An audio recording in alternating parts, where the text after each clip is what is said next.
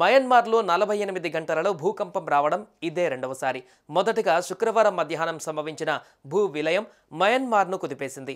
అయితే మయన్మార్లోని రెండో పెద్ద నగరమైన మాండలేలో ఆదివారం మధ్యాహ్నం మరోసారి భూమి కంపించింది. భూకంప లేఖినిపై దీని తీవ్రత 5.1గా నమోదైంది. 7.7 తీవ్రతతో శుక్రవారం సంభవించిన తొలి భూకంపం ధాటికే విలవిల్లాడిన నగరంలో ప్రజలు కంటి మీద కునుకు లేకుండా గడుపుతుండగా మళ్లీ ప్రకంపనలు చోటు చేసుకుంటున్నాయి. పెద్ద ఎత్తున భవనాలు, మౌలిక సదుపాయాలు దెబ్బతింటున్నాయి.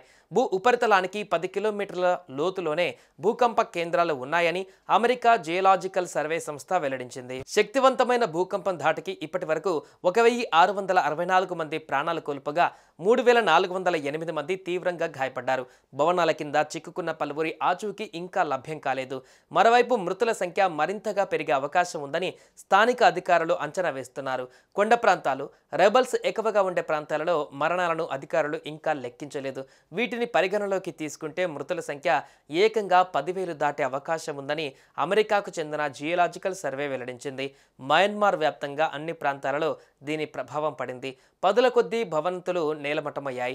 వేల మంది నిరాశ్రయులు అయ్యారు. భవనాలు కూలిపోయిన సంఘటనలకు సంబంధించి వీడియోలు సోషల్ మీడియాలో వైరల్గా మారాయి. మరోవైపు ఇప్పటి వరకు 1644 మందికి పైగా మృతులను గుర్తించారు.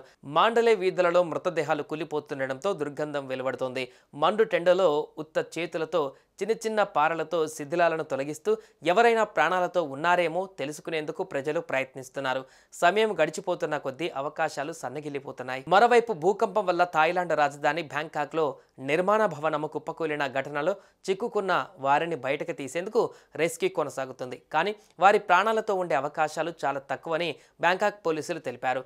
ఇప్పటి వరకు శిథిలాల నుంచి బయటకు తీసిన వారిలో ఎవరూ ప్రాణాలతో లేరని చెప్పారు. పూర్తిగా తొలగించేందుకు కనీసం 2 నెలల సమయం పడుతుందని వెల్లడించారు. ఇక థాయిలాండ్లో ఇప్పటి వరకు 17 మంది చనిపోగా మరో 32 మంది గాయాల పాలయ్యారు. కానీ నిర్మాణంలో ఉన్న భవనం కూలిన ఘటనకు సంబంధించి అక్కడ పనిచేస్తున్న 83 మంది ఆచూకీ గల్లంతైంది.